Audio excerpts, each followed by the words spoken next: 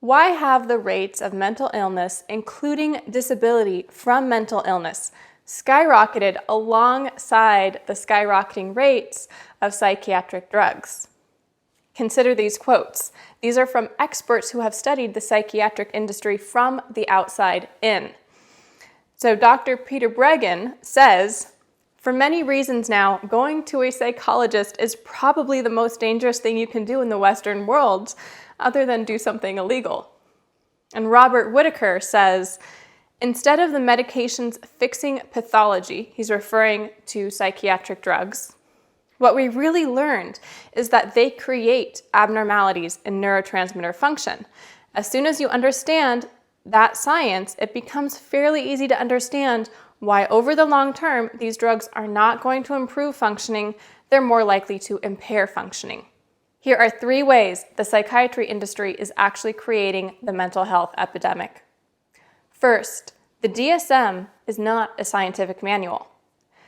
The DSM stands for the Diagnostic Statistical Manual, and it was created with the intention of standardizing psychiatric diagnoses, like creating a shared language and kind of standardizing treatment. The problem is that these diagnoses are not scientific, meaning they are not hypotheses that were then tested with the scientific method.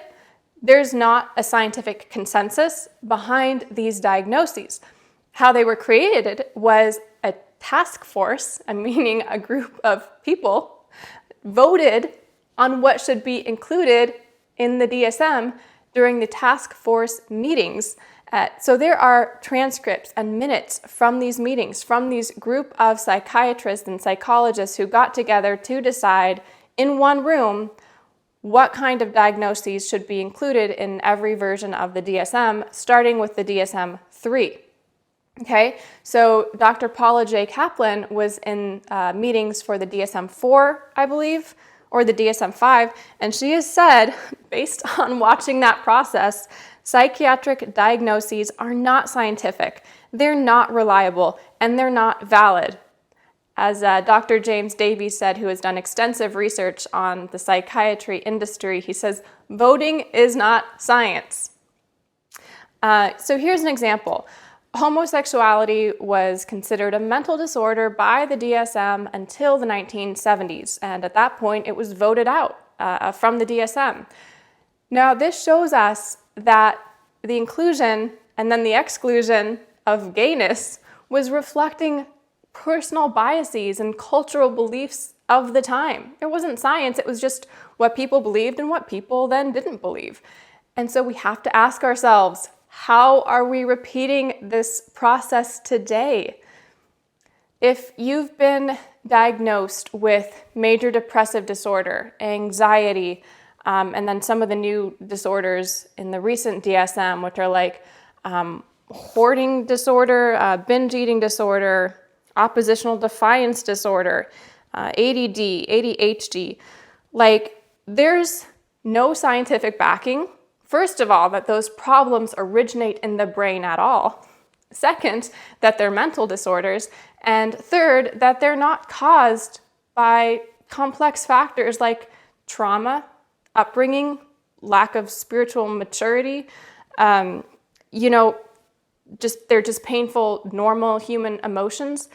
There's no proof that they are pathologies that originate in the brain.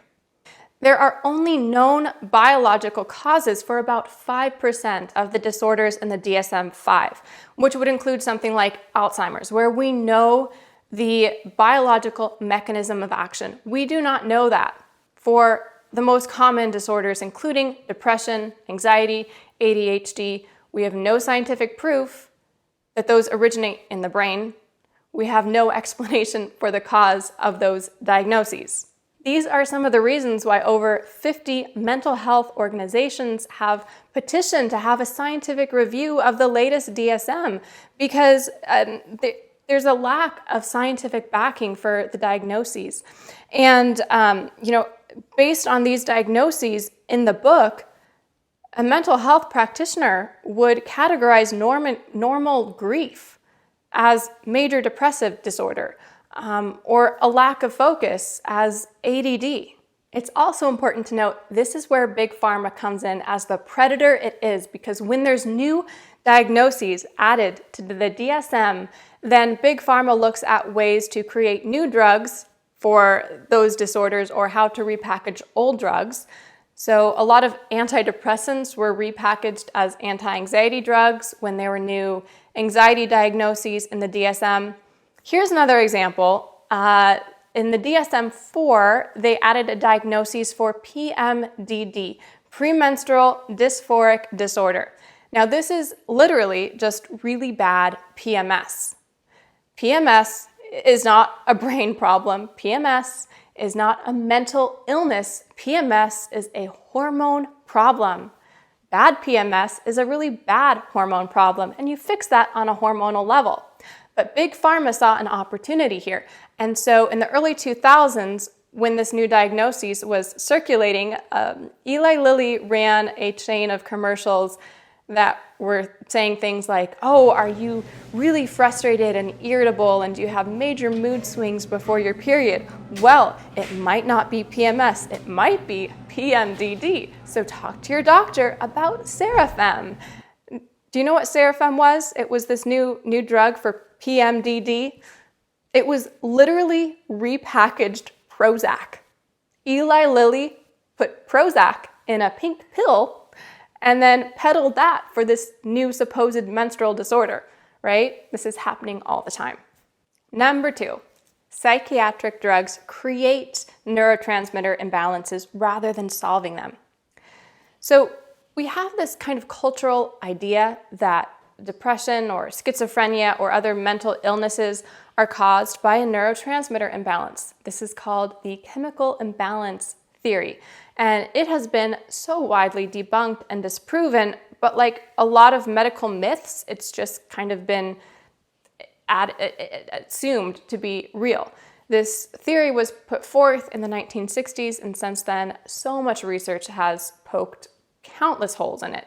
Like normal people can have, people with what's considered normal moods or regularly chipper moods, they can have serotonin levels all over the board from low to high serotonin.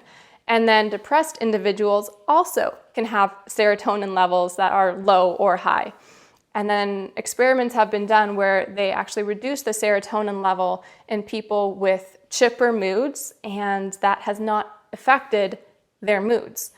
So just because somebody takes a serotonin reuptake inhibitor antidepressant and they feel better on it does not mean they had a serotonin deficiency. It does not mean that drug is balancing out something that was wrong in their brain. Now, the same holes are poked in the high dopamine the theory of schizophrenia. There's no proof that schizophrenia is a problem that originates in the brain. These are big concepts for people to understand, okay? We don't comprehensively know the biological causes, or if there's biological causes, we are certainly not looking at the spiritual influences and spiritual causes here. This raises the question, why are these drugs helping some people? Or why do people who tried these drugs, some of them say they help? I've heard from people who say, well, I took antidepressants and they saved my life. They helped me when nothing else could.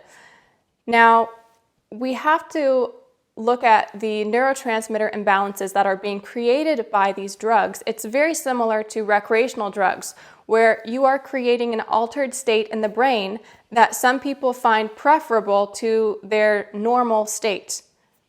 Same thing with antidepressants. Some people find it preferable to take a drug that is not balancing them, but is creating a sense of numbing and distance from their pain. Now, does that mean that it's actually a helpful state, that it's actually an empowering state? I certainly don't think so, but other people interpret that to be the case. What's interesting is that if there is a biological cause to issues like severe depression, anxiety, schizophrenia, it seems most likely related to poor nutrition and poor lifestyle. And I have seen my friends and colleagues heal from issues like schizophrenia and just like a list this long of psychiatric diagnoses by doing some protocol like the GAPS diet, or Kelly Brogan has a great book. Dr. Kelly Brogan has a book called A Mind of Your Own, talking about the nutritional and lifestyle protocols she used with her clients to help them taper off psych meds and use as an alternative to psych meds. And number 3, informed consent for psychiatric drugs is nearly impossible. Informed consent means the medical practitioner is giving their patient a full analysis of the risks and benefits of the treatment they recommend, such as psychiatric drugs. So they're telling the patient, here are the risks. Also, here are the alternatives. Here is what other people are using effectively to address your condition without this medical treatment. Here's what would happen if you just completely opt out of the medical treatment.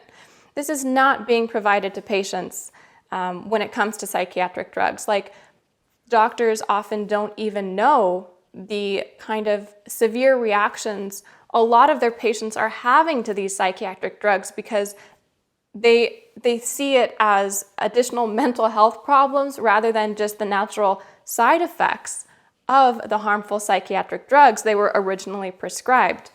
Another aspect is patients aren't getting fully informed consent on the scientific literature of these drugs because doctors themselves don't have that information. So when it comes to drug trials that are run and funded by the pharmaceutical companies, those big pharma companies do not publish the research that shows bad results from their drugs. Like 30 plus studies on pharmaceuticals that were run by pharmaceutical companies, these just weren't published, okay? You can't have fully informed consent when the breadth of data, first of all, is being run by the pharmaceutical companies, and second of all, is just being thrown away if it doesn't fit the company's agenda. These pharmaceutical companies also have so many ways to lie with statistics. It's very complex. You know, they can carefully select the group of people who they test the drug on, who wouldn't be the end point customers for these drugs, but would respond best to the drugs. They can compare their new drug to improperly prescribed doses of an old drug to make the new drug look effective. They will just throw out outlying data. They have very careful ways to ask about side effects, where they won't ask in detail the side effects people are experiencing, and so people don't correlate their experiences as a result of the drug they're taking, okay? These are just a few examples. It is so insidious and dark. And so if your doctor wanted to actually give you fully informed consent, your doctor would have to examine the studies that weren't published and would probably have to take like 3 years away from their practice just to have enough time to really dive into all the literature, to read it deeper than the abstracts, and to look at all these different ways the pharmaceutical companies are lying with statistics. Here's an example of what fully informed consent around psychiatric drugs would sound like. Research shows this drug is no more effective than placebo. Oh, my light's getting all wonky. Bear with me. Research shows this drug is no more effective than placebo, and that the use of this drug is correlated long-term to worse mental health outcomes. That means people who use these drugs are more likely to end up with recurring mental health episodes and more likely to be disabled by their mental health issues. These drugs work by creating neurotransmitter imbalances that will affect your brain over the long term. With long-term use, these drugs can be more addicting than heroin and have literally ruined people's lives. These drugs create a slew of side effects, which your medical practitioner might confuse as other mental health symptoms. And so you may be prescribed more medications for that. Your normal human pain is not mental illness, but using these drugs can create mental illness and even mental disability.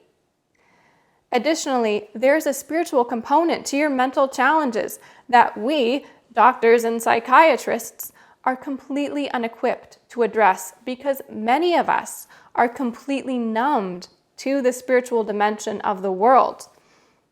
If I was able to give you fully informed consent as your mental health practitioner, it would include a discussion about the spiritual influences that can alter a person's mood and the ties of the pharmaceutical industry to a very dark spiritual agenda to dehumanize humanity.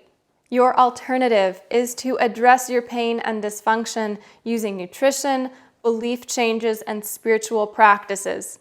Using that approach, people have fully healed from your diagnosis, whether that's major depressive disorder or anxiety or schizophrenia or PTSD.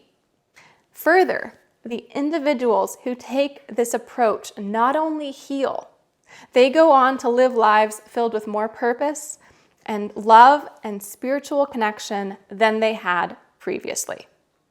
That is what fully informed consent might sound like. For a closing thought, consider how taking any pharmaceutical drug is very similar to a woman who has been beaten and battered, but she keeps going back to her abusive partner, okay? If we look at the track record of every single pharmaceutical industry, we find that they are pathological liars, okay? Their criminal fine payouts show this, Their hidden research and buried research and cherry-picked studies show this. And they consistently do not care for people's health. They can care about profits. So if we take that model, that is literally a psychopath in a corporate form. Okay, you wouldn't trust a person like that. Why on earth are we trusting a company like that? The problem is people know this information analytically, yet they still are taking pharmaceutical drugs. Okay, well, why does the battered woman keep going back to her abusive partner? It's because she thinks she doesn't have any other choice, and her suffering has become subconsciously normalized to her. And the same thing is at play when people keep going back to pharmaceutical drugs. That is kind of their abusive normal situation, and they don't know they have any other choice. I'm speaking from experience here because I used to believe that. By the time I was 18, I had been put on antidepressants and acid blockers and high-dose corticosteroids and sleep drugs and autoimmune drugs and even anti-cancer drugs at one point, just trying to get an autoimmune disease under control. So I was diagnosed with all kinds of mental disorders and this incurable autoimmune issue. I have to say, if I could do it, if I could permanently break up with the pharmaceutical industry and take my health into my own hands and now be medication-free for a decade and completely independent of that psychopathic pharmaceutical industry, if I can do this, you can do this too. So on my website, empoweredsustenance.com, I have shared a decade's worth of information and resources to help you break up with big pharma and take your health back into your own hands and become sovereign and empowered in your healing journey. So you can check that out. And along with this video, I will link some books that will provide more information on the truth of the psychiatric industry so you can do a deeper dive there. Thanks for watching, and I will see you in the next video. Bye-bye.